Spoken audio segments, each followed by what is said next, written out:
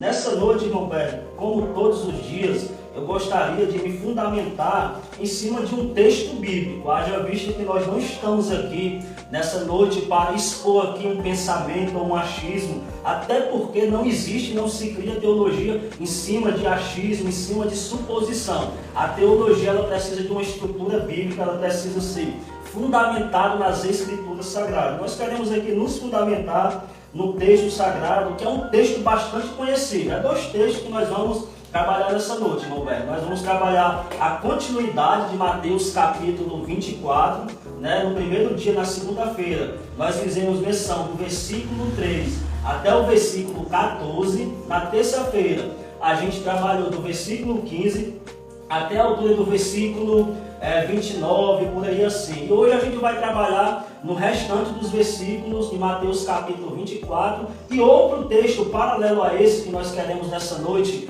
expor aqui. É um texto que está em 1 Tessalonicenses, capítulo de número 4, do versículo 13 até o versículo 18. Eu gostaria de pedir a você aí que abra a sua Bíblia, que pegue uma caneta, que você coloque aqui nos comentários a sua contribuição, que você possa aí fazer alguma pergunta, se você caso tiver alguma dúvida dentro dessa temática que nós vamos abordar nessa noite, que é justamente acerca da vinda de Cristo, O que a Bíblia fala acerca da vinda de Cristo e como será essa vinda. Eu gostaria de pedir aqui o irmão Berg para estar lendo esse versículo, 1 Tessalonicenses, capítulo de número 4, do versículo de número 13 até o versículo 18.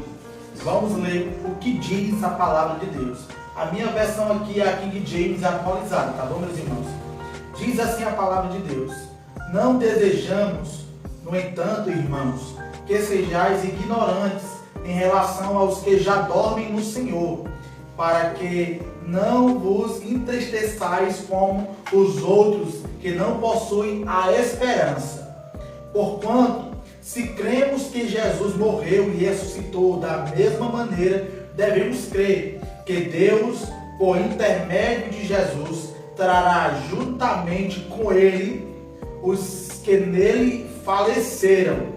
Afirmamos a todos vós, pela palavra do Senhor, que nós, os que estivermos vivos, quando se der o retorno do Senhor, certamente não precederemos os que dormem nele, pois, dada a ordem com a voz do arcanjo e o ressoar da trombeta de Deus, o próprio Senhor descerá dos céus, e os mortos em Cristo ressuscitarão primeiro.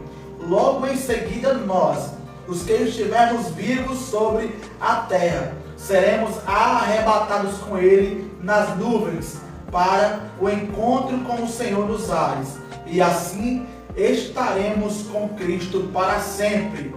Consolai-vos, portanto, uns aos outros com estas palavras.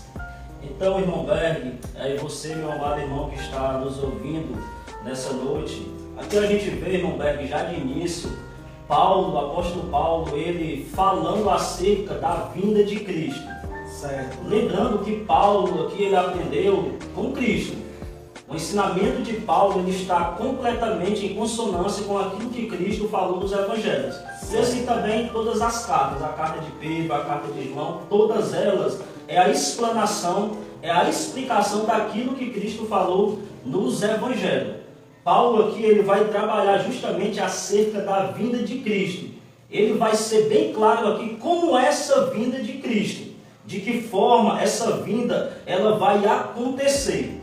Haja visto, irmão Berg, antes de eu adentrar de fato aqui nesse texto de 1 Tessalonicenses, capítulo 4, do versículo de número 13 até o versículo 18, que é o texto basilar que nós estamos nos fundamentando nesta noite, é necessário eu aqui de antemão já falar que esse assunto, irmão Berg, da teologia ou da escatologia bíblica é um assunto em aberto, que não tem como a gente bater o martelo e fechar o assunto. Haja vista que esse assunto aqui ele já vem sendo aí discorrido, trabalhado já há séculos, Mas à luz daquilo que todos nós entendemos das Sagradas Escrituras, nós devemos ter as nossas convicções, nós devemos ter o nosso posicionamento bíblico naquilo que as Escrituras Sagradas ela vai nos ensinar. Esse assunto, irmão Berg, ele divide tanto opiniões que existe aí no mínimo aí 4 correntes teológicas para tentar, de certa forma, explicar essa temática acerca da vida de Cristo, né? Como nós conhecemos muito bem, existe aí o pré-tribulacionista ou pré-tribulacionismo histórico,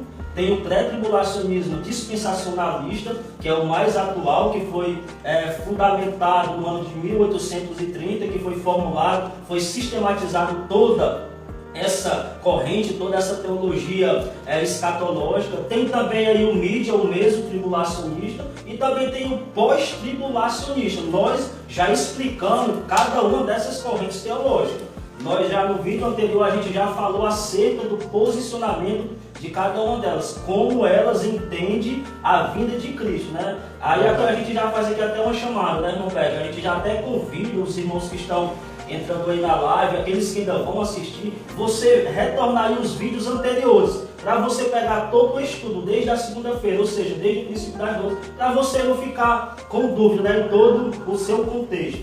Então, irmão Pedro, agora partindo propriamente para o texto, esse texto aqui ele é um pouco mal interpretado. E quando eu falo de mal interpretado, eu gostaria também aqui de abrir um parêntese para dizer que nós não somos detentores da verdade. Nós não estamos aqui para impor um pensamento. Estamos aqui apenas para expor as nossas convicções, aquilo que nós acreditamos. Aí cada pessoa vai ouvir aquilo que nós estamos transmitindo aqui nessa noite e vai fazer aí uma avaliação à luz das Sagradas Escrituras. Vai ver se passa pelo crivo das Sagradas Escrituras. Se tiver base bíblica, se tiver fundamento nas Sagradas Escrituras, a gente orienta que abraça. Agora, se não tiver base bíblica, se não tiver uma estrutura nas Sagradas Escrituras, aí pode deixar passar. Esse texto aqui, irmão Berg, muitos acreditam que aqui esse texto ele é dividido em 2 fases ou 2 etapas. Ou seja, esse pensamento ele é muito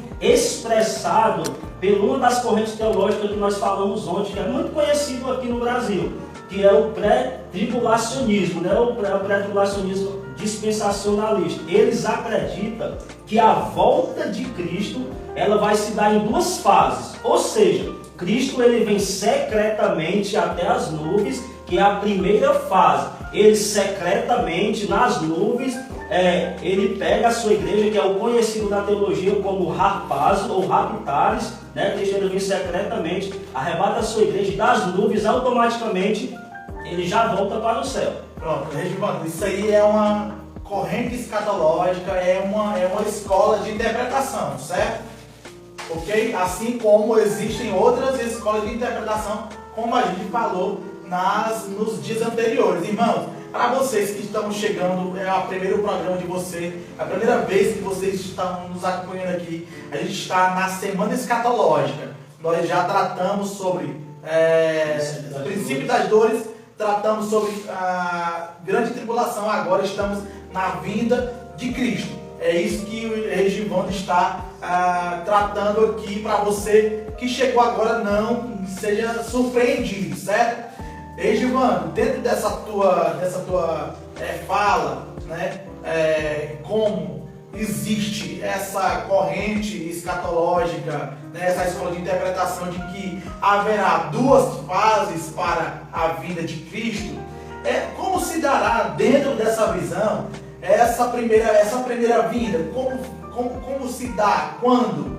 Pronto, né? Segundo essa corrente interpretativa teológica, eu já estava até falando um pouco, né? Eles acreditam que a primeira fase da segunda vinda, eles dividem a vinda de Cristo, que é uma vinda única, né? Que a Bíblia Sagrada vai falar, eles dividem essa vinda em 2 fases, ou em 2 etapas. A primeira fase, Cristo ele vem até as nuvens secretamente para o mundo, e ali das nuvens mesmo ele já arrebata a sua igreja e leva para o céu. E isso inicia antes da grande tribulação, que é o chamado arrebatamento secreto, que na visão pré-tribulacionista eles acreditam que a igreja é arrebatada antes da grande tribulação. Quando a igreja é arrebatada, ela passa pelo tribunal de Cristo para receber galardão e entra nas bodas do Cordeiro, segundo essa visão. A segunda fase da segunda vinda de Cristo só se dará, ou na visão dele, só vai acontecer após a grande tribulação. E após a grande tribulação, Cristo ele já vem com a sua igreja glorificada e ele vem para esse mundo para estabelecer o reino milenial, que também vai ser aqui um tema de um outro estudo nosso, irmão Beto, segundo essa visão aí. Mas nós vamos ver aqui nessa noite o que é que a Bíblia diz. Onde é que está escrito na Bíblia, irmão Berg, essas duas fases? É isso que eu ia te perguntar agora. Pois é. Porque assim, se tem essa visão de duas fases, né? Aí essa era a pergunta que eu ia te fazer. Qual é o apoio que eles encontram na Escritura para isso? Para fundamentar essa doutrina, esse ensinamento? Pronto, irmão Berg. Que nem eu falei nos dias anteriores, eu torno a repetir novamente. O meu argumento aqui, o meu posicionamento, irmão Berg, aquilo que eu vou esboçar nesta noite, as minhas convicções, elas não vão diretamente contra as pessoas. Não é contra as pessoas, é contra os pensamentos, é contra uma doutrina, é contra uma sistematização que é baseada em suposições bíblicas. Então, o meu posicionamento aqui não é contra os meus irmãos em Cristo, pré-tribulacionista ou meio-tribulacionista, ou não importa em qual seja a vertente escatológica que cada um aderiu para si. O meu posicionamento que eu vou falar nesta noite vai direcionado contra simplesmente a pensamentos. Isso fica apenas no campo no campo das ideias, no campo da teologia, porque isso, irmão Beck, não pode nos dividir. Isso não é motivo de nos dividir. Por exemplo, o fato de você ser pós ou ser pré, só um exemplo. Isso não é um motivo para nos dividir, entendeu? Isso são motivos para nos unir cada vez mais, para que a gente possa juntos compreendermos as Sagradas Escrituras como ela é. Então, irmão Pedro, à luz da Bíblia Sagrada, eu mesmo, Regivando, eu já aderi a esse pensamento aí que a igreja ela não passaria pela grande tribulação e que Cristo viria em duas fases. Eu já aderi a esse posicionamento por muitos anos, mas eu, ao longo da minha caminhada cristã, estudando as Sagradas Escrituras de uma forma minuciosa, de uma forma mais contextualizada, mais comprometido com o texto sagrado, eu cheguei à conclusão, irmão Berg, que esse posicionamento ele não tem uma base sólida nas Sagradas Escrituras. Infelizmente, com todo respeito eu falo novamente, ele é construído em cima de versículos isolados tanto no Antigo Testamento como no Novo Testamento, e é fundamentado em cima de suposições e em cima de achismo. E isso é um perigo muito grande, porque a gente não pode criar teologia ou doutrina, irmão Berg, em cima de versículos isolados. Toda doutrina ela tem que ter uma consistência bíblica, ela tem que ter uma estrutura textual, tem que ter um corpo todo à luz de um contexto geral nas Sagradas Escrituras. E infelizmente eu não encontro na Bíblia Sagrada nenhum versículo sequer Cristo dividindo a sua vinda em duas fases. A primeira fase vindo secretamente, a segunda fase visivelmente. Nós vamos, irmão Berg, aqui adentrar no texto sagrado. Nós estamos aqui apenas introduzindo já para trazer aqui, de certa maneira, uma já elucidação inicial para cada pessoa que está nos vendo nessa noite. Glória a Deus, amém, irmão. O Jefferson Lima, né, tá dizendo que está aqui com a gente, né? Mateus 24, 27 está dizendo que todo olho verá, né? Tá citando o texto bíblico aqui, Mateus 24, 27, diz que todo olho verá. O nosso querido Valentim, né, o Romário, está dizendo que é uma salada mista, não é isso? Então ele com todo respeito, né, irmão? A gente respeita, né? A gente não. Eu jamais gosto de brincar com o pensamento da pessoa, até porque o respeito, a gente tem que ter uma maturidade cristã, saber respeitar aquelas pessoas que pensam diferente de nós. Que nem eu falei nos 2 dias anteriores, eu falo novamente. É aquilo que Agostinho de Hipona, ele diz: em tudo haja amor e nas divergências que haja respeito. Ou seja, nós respeitamos o posicionamento de cada pessoa. A gente acha graça às vezes, mas não é num tom de ironia. Mas infelizmente existe uma salada bíblica. Então, Regivando, se não há consonância, né, se quando nós pegamos o texto sagrado do Antigo e do Novo Testamento, ou seja, a gente é colocado em xeque, né? A gente deve examinar, né, para poder a gente ter aí uma coerência melhor. Deixa eu te perguntar, Regivando, sei que a gente já entrou aqui no assunto, essa questão do relâmpago, né? Se o relâmpago é visível, porque esse é um dos fundamentos do pré-tribulacionista. Eles dizem o quê? Eles acham que esse relâmpago Está falando de uma vida súbita que apenas quem vai ver é os eleitos ou não? Pronto, é interessante, irmão Berg, que é importante aqui eu frisar que aqui não tem nada combinado. Não. Nada combinado, aqui não tem. A gente não está nada seguindo aqui um script ou um roteiro.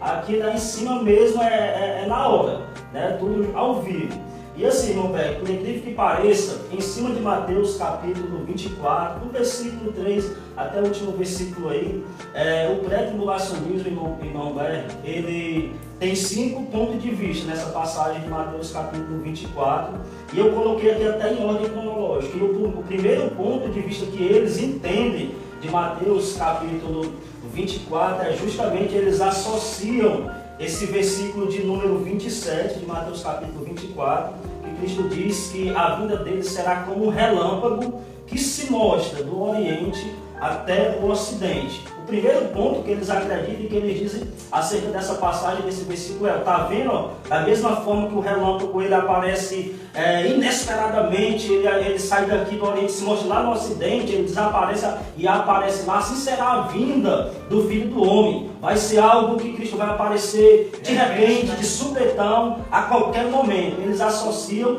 essa questão do relâmpago como algo invisível. O segundo ponto aí que eles associam é invisível. A pergunta é a seguinte: um relâmpago, ele dá para se ver ou não dá para se ver? Com certeza, até durante o dia você consegue ver o relâmpago. Sim. Quando Cristo, aqui em Mateus, no capítulo 24, eu estou até com o texto aberto aqui, no versículo 27, quando ele fala desse versículo aqui, fazendo essa analogia, essa símile com o relâmpago, ele estava justamente aqui, irmão Berg, querendo ensinar duas verdades: que a vinda dele seria repentina, segundo ponto, e que seria visível.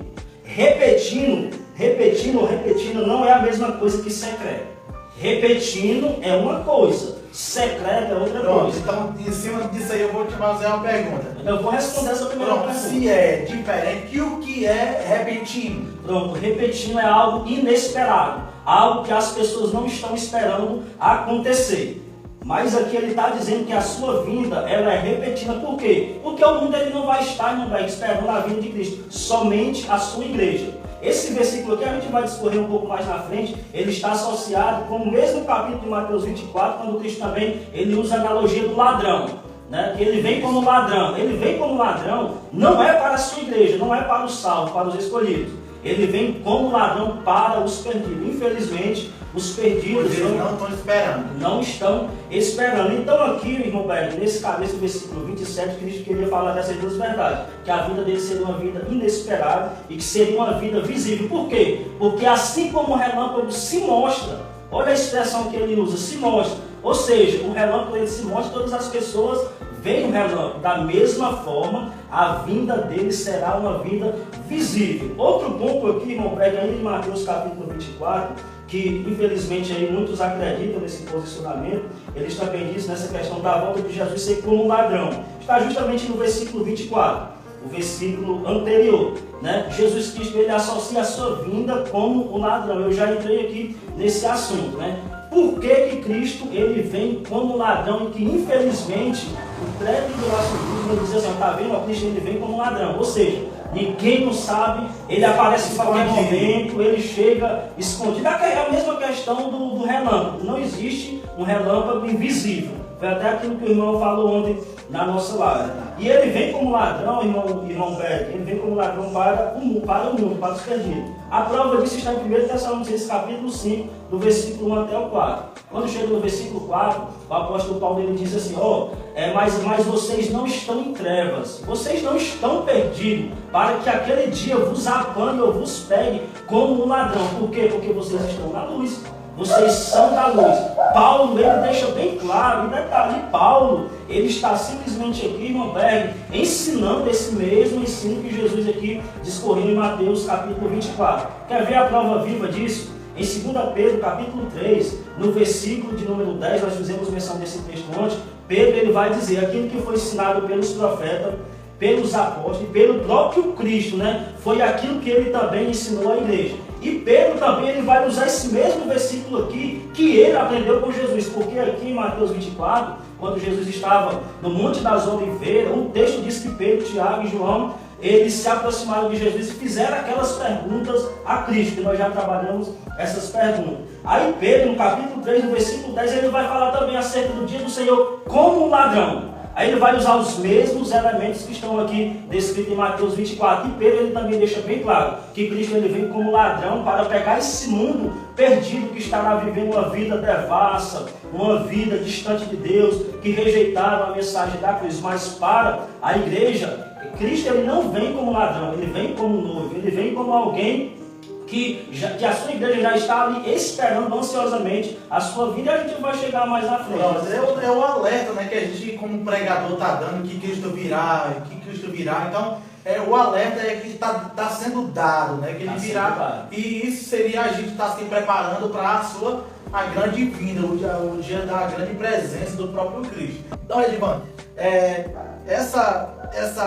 tudo isso se dará, segundo a gente já viu até anteriormente, né? Tudo depois da grande tribulação. Essa ordem de Mateus, ela está numa ordem cronológica correta ou não? Eu particularmente acredito que sim. O próprio Cristo ali, quando ele vai deixar toda a estrutura ali escatológica, né, a sua teologia escatológica do reino de Deus, para nós, para a igreja, para os cristãos, ele já deixa em ordem cronológica, começando com o princípio das dores, aí depois inicia com a grande tribulação, depois com a sua parousia, com a sua vinda e com o arrebatamento, que é um evento único. A gente vai ver à luz do texto sagrado isso mais na frente, e em seguida ele vai falar, irmão Beto, em todo Mateus, capítulo 24, capítulo 25, ele vai deixar essa ordem sequencial. O próprio Cristo, ali é um ensinamento de Cristo. Em seguida ele vai falar do juízo das nações, do grande trono branco, que está lá em Mateus, capítulo de número 25, e depois aí a questão do estado eterno, que ele vai separar lá as ovelhas dos bodes. Aí é os próximos assuntos, e a gente vai abordar cada subtópicos, né, desses pontos. Mas assim, irmão velho, eu falei 2 pontos aqui acerca do pré-tribulacionismo. Nós vamos já voltar para o texto, nós vamos aqui recorrer ao texto sagrado. Eu falei acerca da volta de Jesus como um relâmpago, à luz daquilo que ele entende e à luz do que a Bíblia diz. Eu falei acerca da volta de Cristo como ladrão, à luz do que eles entendem, à luz do que eles acreditam e à luz daquilo que a Bíblia diz. E tem outro ponto também, irmão Beto, pelo qual eles acreditam que Cristo ele vai arrebatar a sua igreja secretamente. Eles fazem uma associação aí com 1 Coríntios, capítulo 15, a partir do versículo de número 51 até diante. É o versículo de número 58. Eles dizem que o arrebatamento da igreja será como um piscar de olhos. Eu estou falando aqui nessa parte introdutória esses pontos, né, à luz dessa corrente, à luz daquilo que eles acreditam, para a gente depois fazer aqui um paralelo com aquilo que as Sagradas Escrituras dizem, e no final a gente vai colocar na balança aí, para ver se de fato bate com aquilo que a Bíblia Sagrada ensina, ou se realmente isso está fundamentado em cima de versículos isolados, em cima de passagens contextualizadas. Mas nesse terceiro ponto, irmão Beto, que eles acreditam que o arrebatamento será como abrir e fechar de olhos. Quando a gente examina o texto de 1 Coríntios, capítulo 15, a partir do versículo 51 e 52, ali Paulo ele está falando da ressurreição. Não é do momento do rapaz, ou seja, não é na velocidade. É só a gente examinar o texto sagrado lá, e o próprio texto, irmão Berg, ele é autoexplicativo. Paulo ele começa dizendo, eis que eu vos digo um mistério, nem todos dormiremos, mas transformados seremos todos, num momento, no abrir e fechar de olho. O que ele está falando que vai ser no momento, que a palavra lá é no átomo, no grego, ou seja, num tempo indivisível, ou seja, num momento incalculável de tempo. É muito rápido, mas essa rapidez não é o arrebatamento, não é a retirada da igreja, mas é a ressurreição daqueles que morreram em Cristo, juntamente com a transformação dos corpos. O momento ali, irmão velho, que Paulo está falando é justamente o momento da ressurreição. Certo. Em todo o capítulo, Paulo está trabalhando acerca da ressurreição. Paulo ele não está falando aquilo dele para dizer acerca da velocidade do arrebatamento ou para dizer que será secretamente. Edvando, eu conheço o texto e eu vi ali, eu já estudei, já li o texto e eu percebi que Paulo, ali o próprio contexto está dizendo que Paulo vai falar de uma semente que é semeada na terra e que ela morre, que ela surge um corpo completo, perfeito. E claramente a gente pode entender que ele está falando aqui não de arrebatamento, mas justamente da transformação, da ressurreição. Mas a pergunta é, mas após a ressurreição, já acontece o arrebatamento, a vinda? São eventos simultâneos ou não?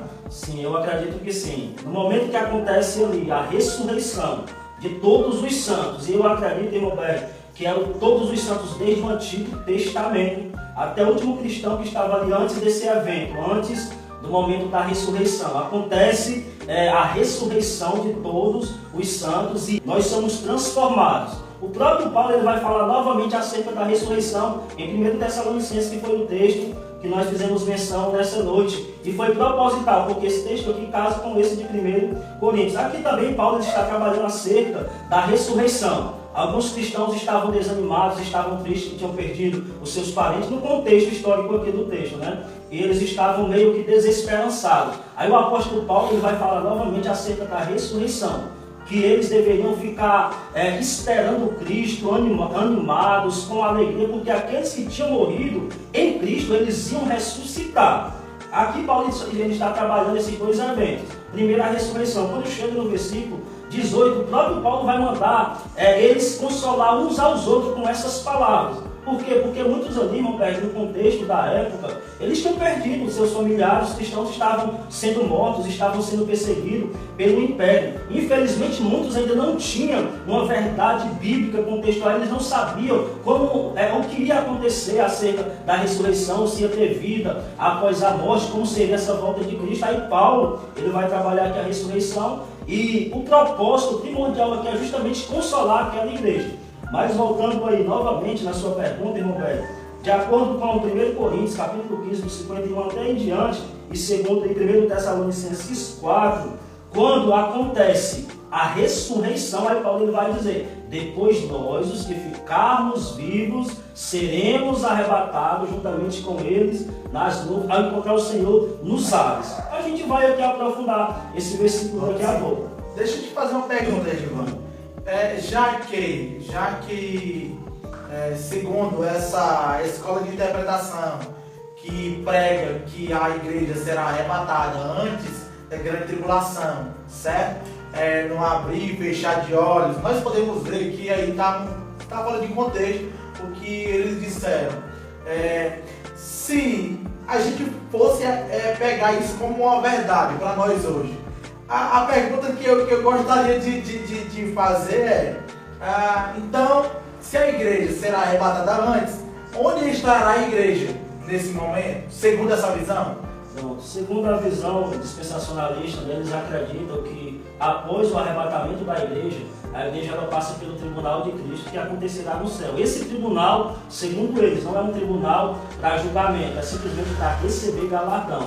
E automaticamente encerrando o tribunal de Cristo, ele já ingressa, ele já entra nas bodas do Cordeiro. Segundo ele, essa visão, essas bodas vai durar 7 anos. No momento que a igreja é arrebatada aqui na terra, inicia o período tribulacional. E esse período tribulacional vai ser simultâneo às bodas. Enquanto está acontecendo as bodas do Cordeiro lá no céu, aqui na terra, o negócio está sendo totalmente destruído pelo Anticristo. Deixa eu te fazer mais uma pergunta. Nesse caso, meu irmão, qual o apoio bíblico? O apoio nós estamos fundamentados nesse texto, e nesse texto.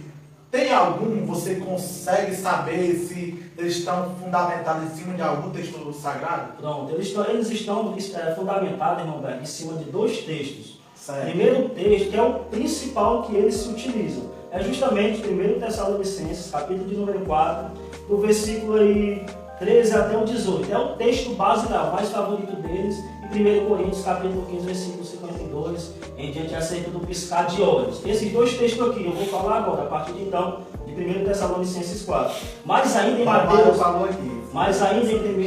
Mateus, capítulo 24, irmão Berg, eles acreditam que ali é a segunda fase da segunda vinda de Cristo. E o último ponto que eu destaquei lá em Mateus 24 é que eles dizem que um será levado e outro será deixado. Esse que será levado secretamente. Está lá em Mateus capítulo de número 24. Mateus capítulo 24, versículo 39 e versículos 40. Quando Cristo ele vai fazer lá aquela comparação com os dias de Noé, né? Aí Cristo vai dizer, né? Porque assim como foi anterior dilúvio, né? Eles comiam, bebiam e não perceberam até que veio o dilúvio e os levou. Aí Cristo vai dizer, assim também será na vida do Filho do Homem. Um será levado, o outro deixado. Aí ele diz assim, esse que será levado é justamente o que vai ser arrebatado. E o que vai ficar na grande tribulação. Mas aí, irmão, velho, tem um problema muito grande. Por quê? Porque o próprio versículo lá de Mateus capítulo 24 vai dizer que os que foram levados pelo dilúvio. Versículo 39. Foram levados para condenação. Ou seja, o que foi levado para a condenação. A palavra lá, levado, que está lá no grego, é até a palavra airo, que significa ser levado para o juízo. E algumas definições, ser levado para a morte, ser afastado, né, julgado. Ou seja, aquele que foi levado, não foi levado para a salvação ou para o céu. Versículo 39. Versículo 39. Aí o versículo 40 já é tomado. A palavra lá já é paralambano, que significa já ser tomado para si. Já vai ser aqueles que Cristo vai tomar para si justamente no momento da sua vinda. Então, a partir de agora nós podemos entrar propriamente aqui de fato na temática de hoje, na vinda de Cristo, à luz da Bíblia Sagrada, como vai ser essa vinda. Pronto, meu irmão. Então, a vida de Cristo, a vida de Jesus, nós podemos dizer que Cristo pode voltar a qualquer momento? Eu particularmente, irmão Berg, eu não ouso fazer essa afirmação. Por quê? Isso eu falo, não é que eu não tenha temor, não é isso. É porque Cristo ele falou em Mateus capítulo 24, Marcos capítulo 13. O apóstolo Paulo falou em 2 Tessalonicenses 2, que é um texto também que nós vamos já recorrer a ele. Principalmente em Mateus 24, é o próprio Cristo quem vai falar acerca da sua vinda. Ele vai dizer, Berg, que ele vem depois da grande tribulação. Aí alguém diz assim, então a gente pode saber o dia que Cristo vem. Por quê? Quando iniciar a grande tribulação é só contar 7 anos. Depois dos 7 anos a gente já sabe que Cristo vem. Mas há uma observação aí. Por quê? Cristo ele vem depois da grande tribulação, mas a gente não sabe o minuto, a hora, nem o dia, nem a semana, nem o mês. Ele pode vir um dia depois da grande tribulação. Ele pode vir uma semana depois da grande tribulação. Ele pode vir um mês depois da grande tribulação. Ou seja, o dia, a hora, o momento, ninguém sabe. Mas ele descreveu em Mateus capítulo 24 alguns sinais, alguns eventos que deveriam acontecer antes da vinda dele. Ora, se ele disse que ele só viria depois daqueles eventos que ele falou em Mateus capítulo 24, então é impossível Cristo ele voltar a qualquer momento. Por quê? Porque isso seria uma contradição. Cristo ele estaria se contradizendo. Porque ele falou lá os eventos que primeiro tem que acontecer para então depois ele voltar. Então, irmão Berg, eu, Regivando, eu falo por mim. Eu acredito que Cristo ele não pode vir a qualquer momento. Ele pode vir a qualquer momento depois da grande tribulação. Aí o dia, a hora, ninguém sabe. Somente ele que sabe. Então nesse caso aí, Givando, a gente pode ver aqui o versículo 29. Deixa eu ler para ver se é isso que você está falando. Versículo 29 diz, no capítulo 24: imediatamente após o tormento daqueles dias, o sol escurecerá e a lua não dará a sua luz e a estrela cairão do céu e os poderes celestes serão estremecidos. Então surgirá no céu o sinal do Filho do Homem. Nesse caso, o versículo 29, imediatamente após a tormenta aqui seria a grande tribulação? A grande tribulação, né? Marcos também no capítulo 13, ele também vai descrever esse mesmo evento aí. E Marcos ainda vai ser até mais simples, né, na sua didática. Marcos ainda vai dizer, após a grande tribulação. Cristo virá após a tribulação daqueles dias. Ou seja, se ele disse que tinha alguns eventos que precisariam acontecer, para então só depois desse evento ele vir. Como é que pode então Cristo ele vir antes da grande tribulação? Então, por isso, eu acredito que Cristo, ele não pode voltar a qualquer momento. Por quê? Porque a Bíblia Sagrada, ela me dá uma estrutura para me acreditar dessa forma. Primeiro, tem alguns sinais que precisam se cumprir. Aí, depois que esses sinais se cumprirem, depois da grande tribulação, aí Cristo pode voltar a qualquer momento. Um dia depois, uma semana depois, um mês depois. Aí eu não sei, um ano. Mas eu sei que é depois da grande tribulação, depois de todos os eventos que estão descritos ali em Mateus capítulo de número 24. Mas uma pergunta para ti, aqui, meu irmão, não tem nada combinado não, aqui como é que diz? Queima-roupa. Me diz uma coisa, Jesus sabe o dia do seu retorno ou não? Porque o texto, aqui no versículo 36, né, diz que nem ele não sabe, nem os anjos não sabem, ninguém sabe, senão unicamente o Pai. Jesus sabe ou não sabe a sua vinda? E se ele sabe, baseado em que tu acredita ou não, certo? Você pode discordar. Bom, esse versículo aí, né, irmão Beto, ainda hoje ele até é muito assim ensinado, né? Muitos cristãos dizem assim, ó, nem o próprio Cristo sabe o dia da sua volta. Aí ele diz que aqui um versículo, Cristo disse que ele não sabia, que nem mesmo os anjos sabem, somente o Pai. Eu acredito, irmão Beto, que nesse momento aí, que Cristo falou esse versículo, quando ele estava na sua condição humana, usando a sua natureza humana, falando como o Jesus do homem, ele não sabia nesse momento aí. Porque ele estava vivo no ele seu estava na terreno. condição humana no seu ministério terrenal. Porque se ele soubesse, nesse momento aí, ele estaria mentindo. E isso seria uma incoerência bíblica. Por quê? Porque Cristo é a verdade.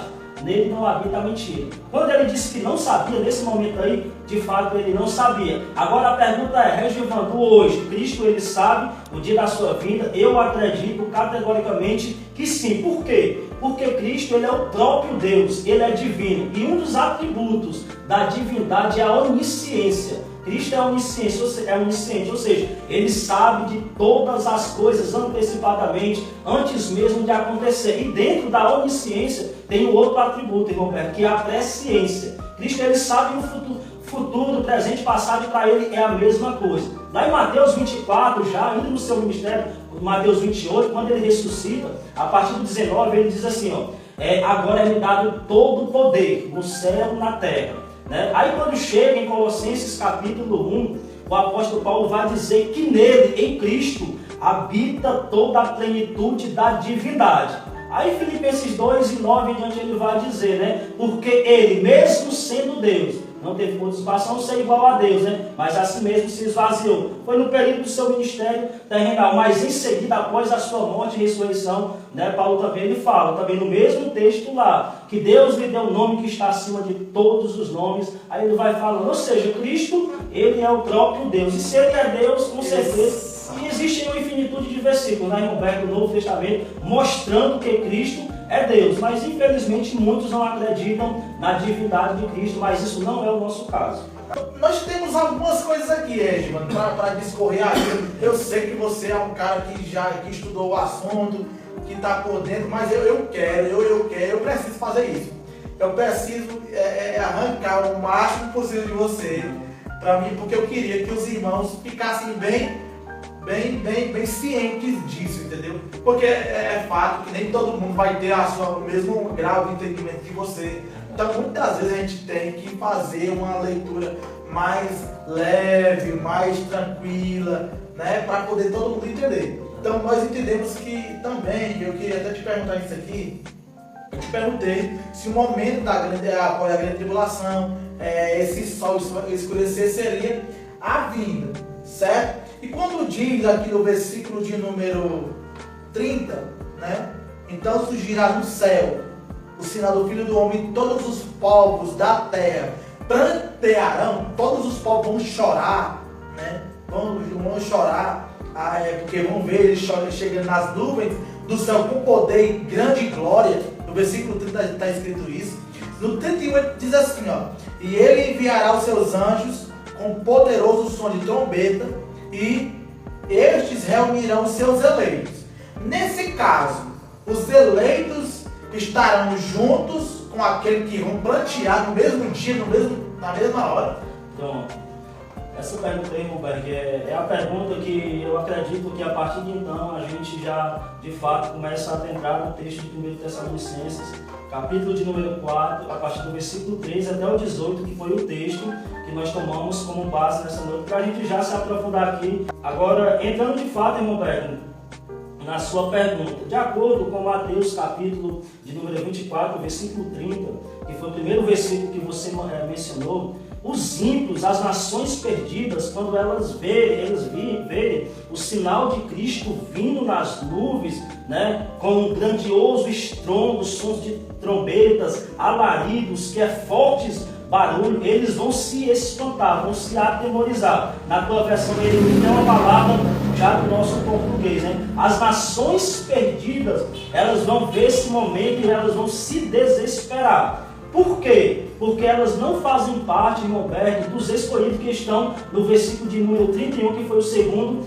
versículo. Para os escolhidos, para os santos, para a igreja, para os cristãos, que vai com certeza estar nesse momento, é o que o texto está falando, que tantos os eleitos, ou os escolhidos, ou os cristãos, os servos de Deus, a sua igreja, eles vão estar presentes nesse exato momento aí. Jesus, ele não distinguiu, ele não diferenciou, ele disse que tanto os ímpios como os justos estavam presentes aí. A diferença é que os ímpios, os perdidos, eles vão se lamentar. Por quê? Porque para eles a volta de Cristo, irmão Berg, é sinal de desespero, de condenação. Agora para os escolhidos não, que é o versículo de número 31. Aí você falou aí, irmão Berg, que eles foram reunidos pelos anjos. Aí esse versículo aí, irmão Berg, ele é tão interessante que ele casa perfeitamente com o 2 Tessalonicenses, capítulo de número 2, quando o apóstolo Paulo ele vai falar da vinda de Cristo e da nossa reunião com Ele. A nossa reunião com Ele é justamente o arrebatamento. Nesse caso, os ímpios vão ver, Os ímpios vão ver esse momento. É por isso que eles vão ficar desesperados. Existem alguns elementos aí que o texto nos fornece, pelos quais eles vão ficar desesperados. O interessante, irmão Pedro, para a gente continuar aqui na linha de raciocínio, para a gente deixar o último texto de 2 Tessalonicenses, capítulo 2, para o final, mas assim, em 2 Tessalonicenses, capítulo 2, versículo de número 1, o apóstolo Paulo ele vai dizer como é a vinda de Cristo. Ele vai ser bem claro, assim como Cristo em Mateus capítulo 24. E o apóstolo Paulo ele vai dizer como é o arrebatamento. Né? Paulo ele não faz uma distinção de arrebatamento e de vinda de Cristo como se fossem dois eventos diferentes ou distintos. Por quê, irmão Berg? Uma das perguntas que você me fez lá atrás foi a seguinte pergunta: irmão Regivando, existe um texto pelo qual os pré-tribulacionistas eles acreditam que a igreja ela é arrebatada antes da grande tribulação, e se existe um texto para mostrar que a vinda de Cristo é um evento totalmente diferente? Pois bem, irmão Berg, o texto basilar, o texto que eles recorrem é justamente 1 Tessalonicenses capítulo 4, a partir do versículo 13, que foi o texto que eu fiz questão de trazer nessa noite. Agora, toda a problemática do dispensacionalismo está, sabe em que, irmão Berg? Nos versículos isolados. Infelizmente, eles só pegam os versículos isolados. Porque eles só pegam o versículo 17 de 1 Tessalonicenses, capítulo de número 17, versículo 17, que diz assim, ó: depois nós, os que ficarmos vivos, seremos arrebatados juntamente com eles nas nuvens. Assim estaremos para sempre com o Senhor. Aí eles pegam esse versículo aqui isolado e dizem assim, ó, tá vendo? Ó, o arrebatamento vai ser secreto e Cristo ele vem somente até as nuvens e volta para o céu.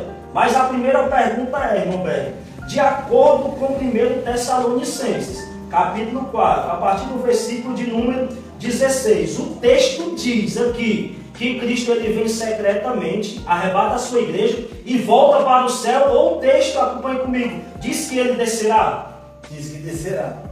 Aqui para os irmãos acompanharam, 1 Tessalonicenses capítulo 4, versículo 16, o texto está dizendo que Cristo vem somente até as nuvens secretamente, arrebata a igreja e volta para o céu, ou o texto está dizendo que ele descerá? Segundo ponto, irmão Berg, o texto está dizendo aí que somente a igreja, somente os salvos ouvirão o som das trombetas, o alarido da trombeta de Deus. Não existe nenhum versículo, nenhuma parte desse texto que diz que todos ouvirão e verão.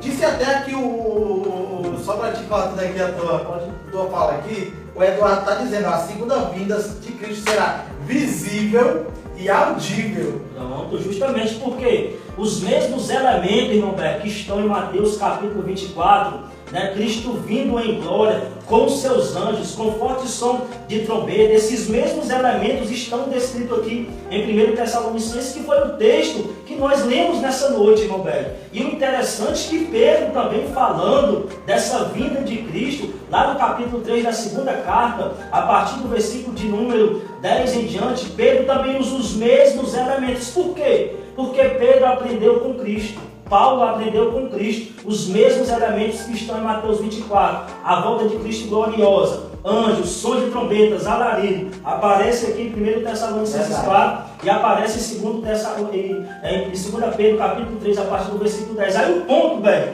culminante aqui, que é onde surge aí o erro grotesco do dispensacionalismo, é justamente porque ele só pega o versículo 17 para falar do arrebatamento. Mas o problema, irmão Beck, que eles não voltam nos versículos anteriores. Aí aqui de fato a gente já começa a se aprofundar um pouco mais. Porque, de acordo com Paulo aqui em 1 Tessalonicenses, o versículo 17, que ele está falando aqui do arrebatamento, quando é que vai acontecer o arrebatamento? Está aí no versículo de número 15. Você pode ler comigo, os irmãos que estão nos acompanhando, pode ler comigo. No versículo 15 ele vai dizer assim, ó: ora, ainda vos declaramos, por palavra do Senhor, isto nós, os vivos, os que ficarmos até a vinda do Senhor, de modo algum precederemos os que dormem.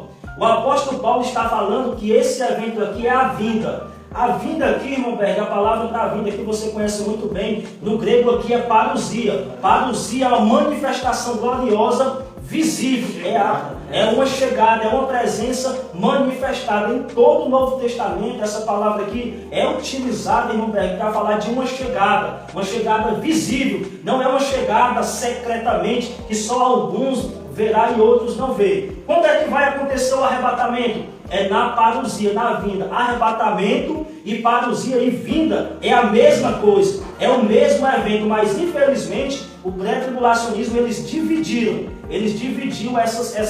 esse ensinamento de Cristo. Eles colocaram o arrebatamento como sendo um evento e a vinda de Cristo como sendo outro evento. E nós vamos provar que à luz de outro texto que arrebatamento, irmão Berg, e vinda é a mesma coisa. Aí vamos se aprofundar aqui um pouco mais, ainda nesse versículo aqui de 1 Tessalonicenses, capítulo de número 4, do versículo 17, que é o versículo que nós estamos trabalhando aqui. A palavra aqui que Paulo usa aqui, olha como a Bíblia é perfeita.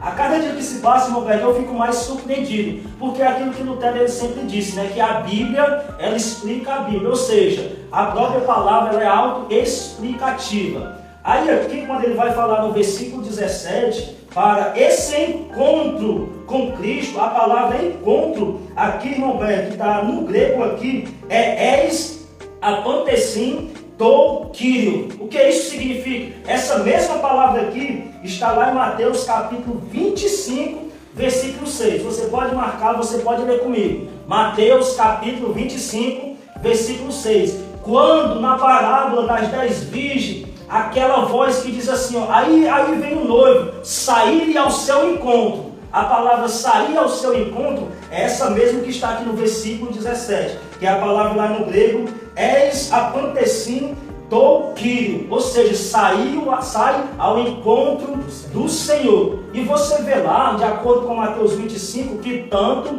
as virgens prudentes como as imprudentes, elas estavam presentes no momento da vinda do noivo, elas ouviram a voz, elas tiveram contato audível com o noivo, porque as nessas elas batem na porta, elas pedem para o noivo entrar, mas mesmo assim elas não têm a segunda chance. Aí, irmão Berg, essa palavra aqui é a mesma que está lá. Aí você vê aí, ó, o ensinamento de Paulo casado perfeitamente com o ensinamento de Cristo. Então, de acordo com Paulo aqui ele não está dizendo que Cristo ele vem secretamente, arrebata a sua igreja até as nuvens e leva para o céu. Não. O apóstolo Paulo está dizendo que esse arrebatamento vai ser na vinda, que está no versículo 15. A vinda aqui é parousia. E a gente vai aqui entrar agora em outro texto. Pode ir, então. O Senhor ele vai vir, né, de forma visível e...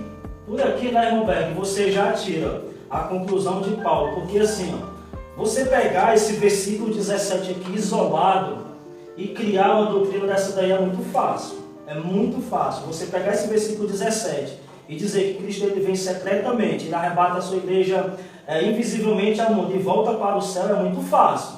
Agora eu quero ver você analisar todo o contexto. E no mesmo capítulo, irmão Beck, é porque infelizmente os dispensacionalistas pegam só o versículo 17. E o versículo anterior, o segundo versículo anterior, que é o versículo 15, Paulo está falando aqui da vinda de Cristo, uma vinda gloriosa que é precedida, irmão Berg, por alarido, por barulho de som. E esse barulho aqui, esse suar de trombeta, é a anunciação de que um rei está chegando. Essa palavra aqui parousia no Novo Testamento, quando um rei ou um imperador ele ia visitar uma cidade, todas as pessoas daquela cidade elas já ficavam de sobreaviso, principalmente as mais importantes daquela cidade, já saíam para receber o rei. E ele vinha com seus trombeteiros anunciando ali, tocando a trombeta, e todos ouviam. Havia um arauto, né? E é interessante isso porque João, quando ele aparece no deserto da Judéia, preparando o caminho,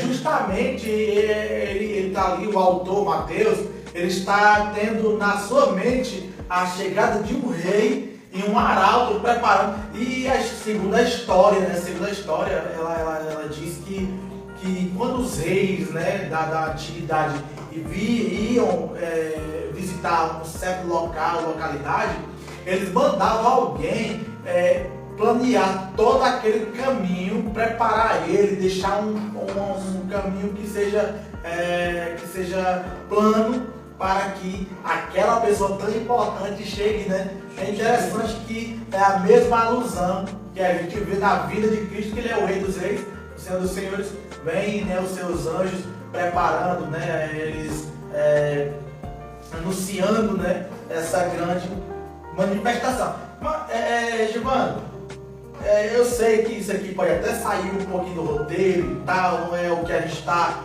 a gente está trabalhando aqui, aparentemente não, mas é o mesmo, no mesmo viés. Falei roteiro aqui, mas não é a palavra, não está dizendo que tem um roteiro pronto não, tá certo, meus irmãos? Regivaldo, eu acredito que tem uma palavrazinha que eu vi aqui em Mateus 24, que muitas pessoas quebram a cabeça e não conseguem compreender. Eu queria só que você explicasse um pouquinho, claro, se você tivesse esse conhecimento. Que Mateus 24, no versículo de número 34, toda certeza eu vos afirmo que não passará esta geração. Muitas pessoas dizem assim, não, essa geração aqui é a geração de Cristo, essa geração aqui é a geração ali do primeiro século e tal. Muitas pessoas têm essa dúvida. Essa geração aqui, quem é essa geração? Pronto, né, irmão Beck? Por exemplo, que nem uma escola aí de interpretação teológica, que é o preterismo, que é muito conhecido, eles dizem, irmão Beck, justamente isso que você falou, que essa geração aí era justamente aquela geração de Cristo.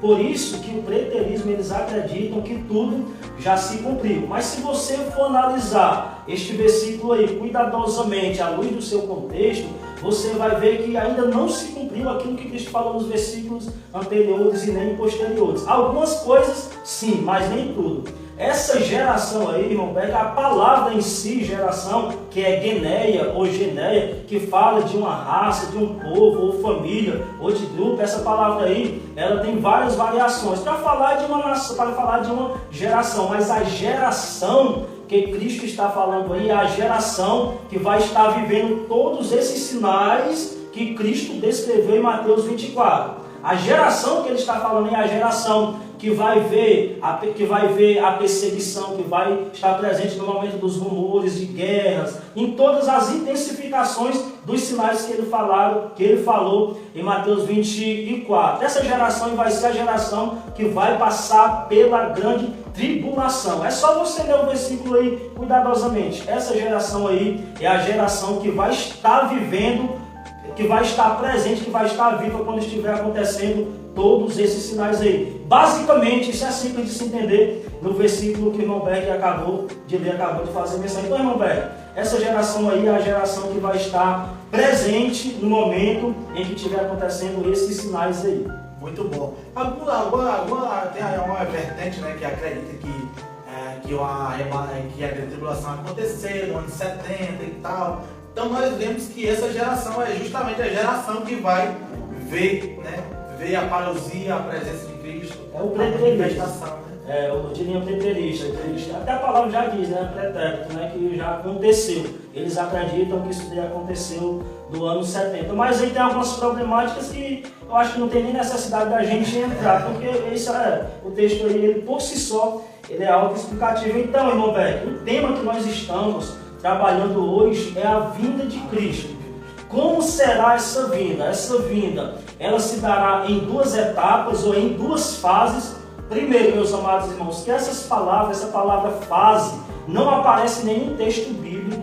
Segundo, essa divisão da vinda de Cristo, dividindo arrebatamento de parousia de vinda, isso não existe. Em Mateus 24, irmão Beck, quando Cristo ele fala da sua vinda, os pré-tribulacionistas dizem que ali é a segunda fase da segunda vinda, mas lá, em nenhum momento, Cristo faz a menção que ele está vindo com a igreja que supostamente tinha sido arrebatada. Lá, Cristo ele não está vindo com a sua igreja já glorificada, ele está vindo com os seus santos anjos para buscar os seus escolhidos que estão no versículo 31. Aí em Mateus 24, irmão, no versículo 31, quando Cristo ele ordena que os anjos recolham ou unam os seus escolhidos que estão nos quatro cantos da terra, existe aí um ponto bastante interessante que é digno de observação nesta noite. Mas para que os irmãos entendam, Cristo ele não dividiu a sua vida em duas etapas ou em duas fases. Paulo, ele em 1 Tessalonicenses, no capítulo 4, se você olhar rapidamente, de uma maneira descontextualizada apenas, o versículo 17, pode parecer que Paulo estava falando do arrebatamento secreto. Mas se você ler os versículos anteriores, Paulo, irmão Berg, ele vai falar da vinda, arrebatamento e vinda como o mesmo evento. Aí, irmão Berg, em Mateus 24, 31, quando Jesus disse que os seus anjos iam reunir os seus escolhidos, a palavra lá, reunir, no grego lá é epsinagogue. Você pode consultar aí no dicionário grego. Dá uma assim de reunião, justamente a palavra epsinagogue significa justamente reunião, ajuntamento. Porque lá Jesus está dizendo que os anjos vão reunir quem? Todas as pessoas, não, apenas os escolhidos. Aí Paulo, aqui em 2 Tessalonicenses, porque assim, pai, 1 Tessalonicenses é a primeira carta. Aí Paulo ele escreve a segunda carta para justamente explicar algumas dúvidas que ficaram da primeira carta. E que nem eu falei, você pegar o versículo 17 do capítulo 4 de 1 Tessalonicenses para fundamentar esse pensamento é muito fácil. Mas você precisa analisar o seu contexto. E na segunda carta, Paulo ele continua falando da vinda de Cristo. Aí é aqui que as coisas já começam a ser esclarecidas cada vez mais.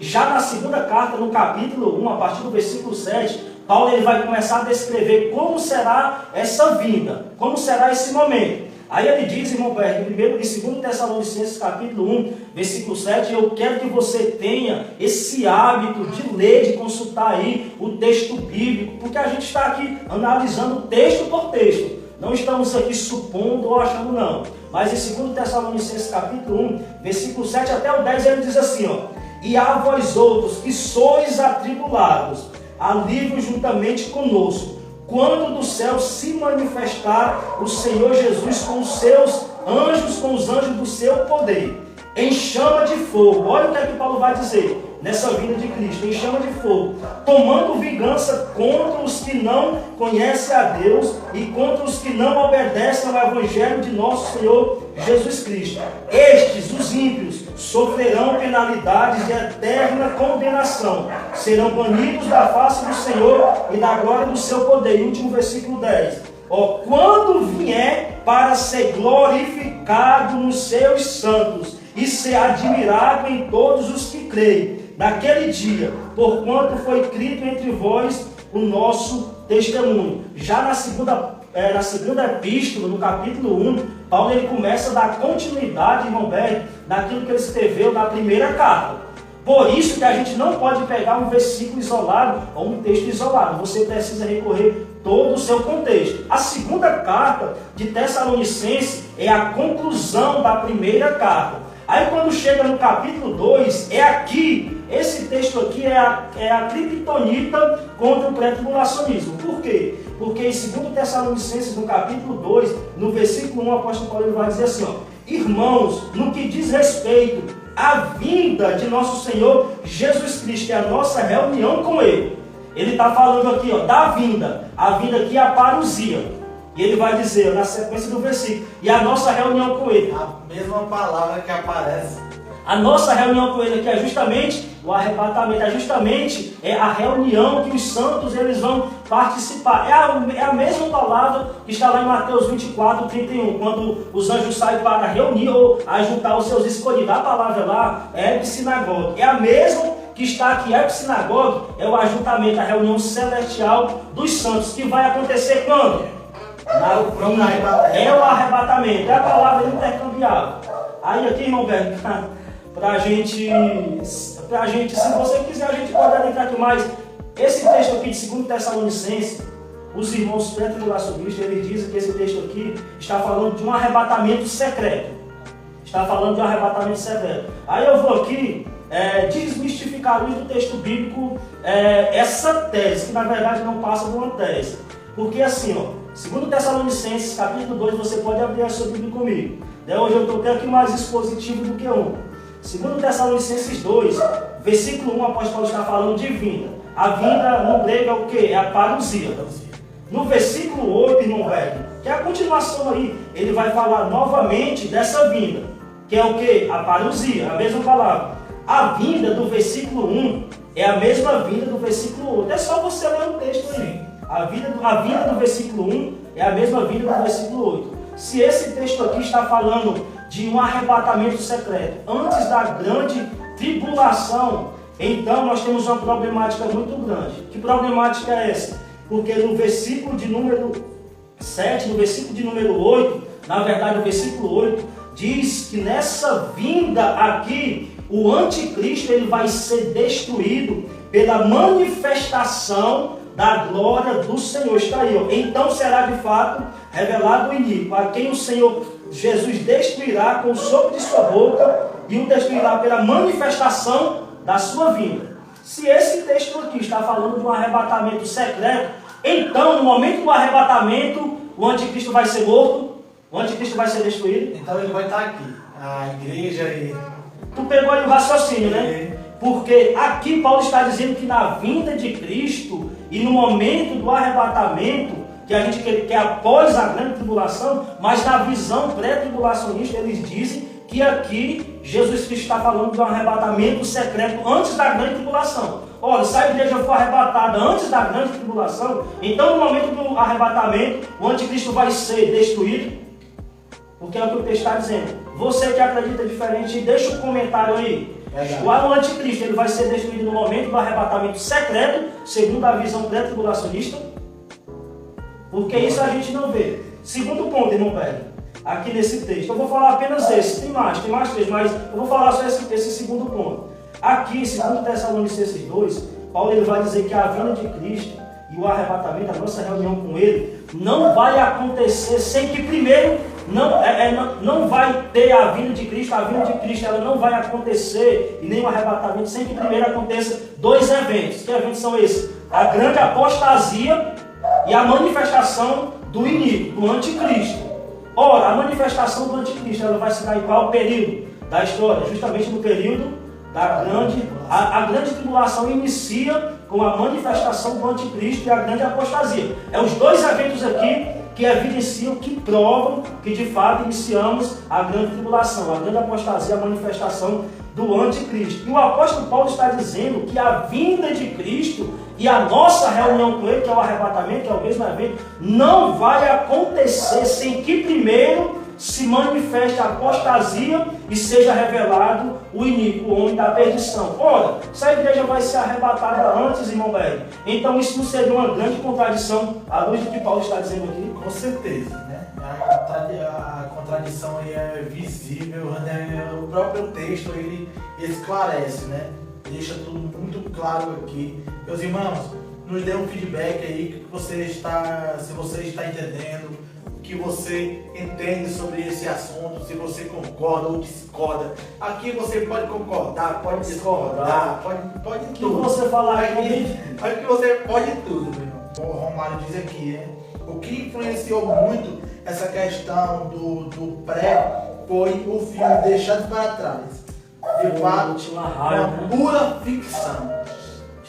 E essa ficção, ela influenciou tanto a cristandade, os cristãos de um modo geral, irmão Beck, que a partir de então, os compositores de hinos, eles começaram a escrever baseado nessa série aí, né? Temos aí diversos hinos, até mesmo na nossa harpa cristã, né?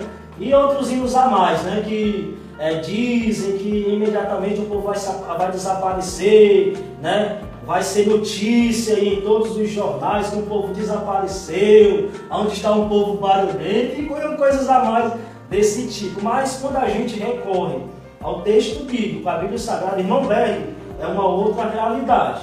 Então aqui, ó, Cristo ele falou em Mateus 24, anote aí Mateus 24, Marcos capítulo 13, 1 Tessalonicenses capítulo 4, versículo 13 até o 18, mais precisamente no versículo 15, o apóstolo Paulo fala da vinda e, consequentemente, o arrebatamento. Arrebatamento e vinda é o mesmo evento, vai acontecer no mesmo dia. Que dia? No grande dia de Cristo, após a grande tribulação. E aqui em 2 Tessalonicenses, capítulo 2, não tem como, irmão velho, não tem como alguém refutar esse texto de 2 Tessalonicenses. Verdade, isso é irrefutável, né?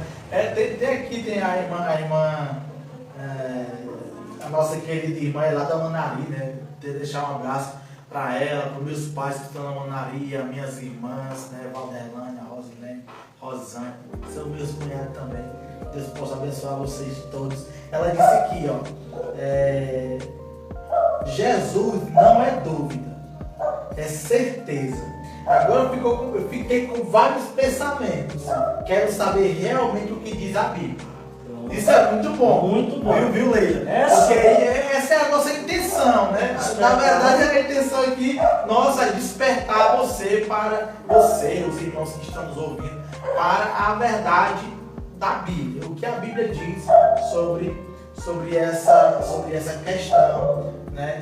Essa questão da vida e outros textos, né? Santificação, e aí vai, muita coisa.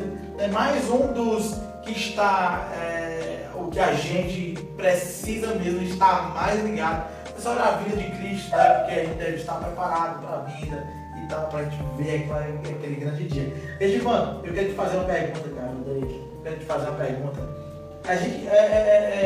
A gente vê, como o menino falou aqui de parábola, a gente vê muitas pessoas interpretando a parábola das 10 virgens, né? Isso.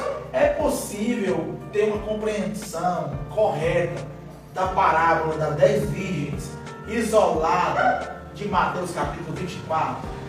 Do meu ponto de vista, não. Mateus, é o complemento. É o complemento. Mateus capítulo 24, Cristo ele começa a discorrer e ele conclui em Mateus capítulo 25. Não tem como você pegar daquela parábola, isolar ela de todo o discurso que Cristo ele vem trabalhando desde Mateus capítulo 24. E ali em Mateus capítulo 25, acerca da parábola, Roberto, eu vejo muitos ensinamentos de muitos pregadores, né, falando ali de um arrebatamento secreto, né, e à luz do pré-tribulacionismo, eles acreditam que após o arrebatamento secreto, ainda vai ter a segunda chance. A segunda chamada, né, dos que ficaram, daqueles que não tiveram a oportunidade. Você concorda com essa visão? E isso, irmão, é um pensamento muito perigoso, muito perigoso. Então, assim, se eu não for na primeira leva, eu tenho uma chance de ir na segunda leva. E não é isso que a Bíblia Sagrada, ela fala. Só tem uma chance. Quando Cristo vier em glória após a grande tribulação, quem tiver santificado firme, ou quem tiver com Ele, vai ser salvo.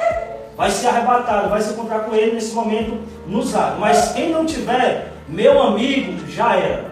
Não tem mais uma oportunidade. Aí, Roberto, só para não perder o raciocínio. O pré-tribulacionista diz assim, mas o pós-tribulacionismo deixa a gente uma vida descomprometida. Por quê? Olha, porque se Cristo ele só virá após a grande tribulação, então eu vou viver no mundo, eu vou me desviar. Quando o anticristo se manifestar, olha o pensamento. Aí eu me reconcilio e volto. Por quê? Porque quando o anticristo se manifestar, eu já sei que falta somente 7 anos. Mas, meu amigo, escute. Esse pensamento não é um pensamento de um cristão que foi regenerado, de um cristão que é salvo, de um cristão que creu em Cristo. Porque um cristão verdadeiro que crê em Cristo, irmão Berg, ele vive uma vida santa todos os dias. Diariamente ele luta contra o pecado. Porque tem o outro lado da questão que nós trabalhamos na segunda-feira e ontem, acerca da escatologia individual. Se o sujeito tombar, o sujeito morrer, e aí? Se ele tiver com essa mentalidade aí?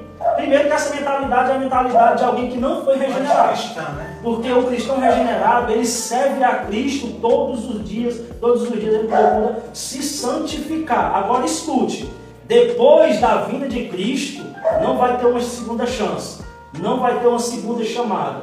Quem foi, foi. Quem não foi, infelizmente, já era. A própria parábola das 10 virgens, né?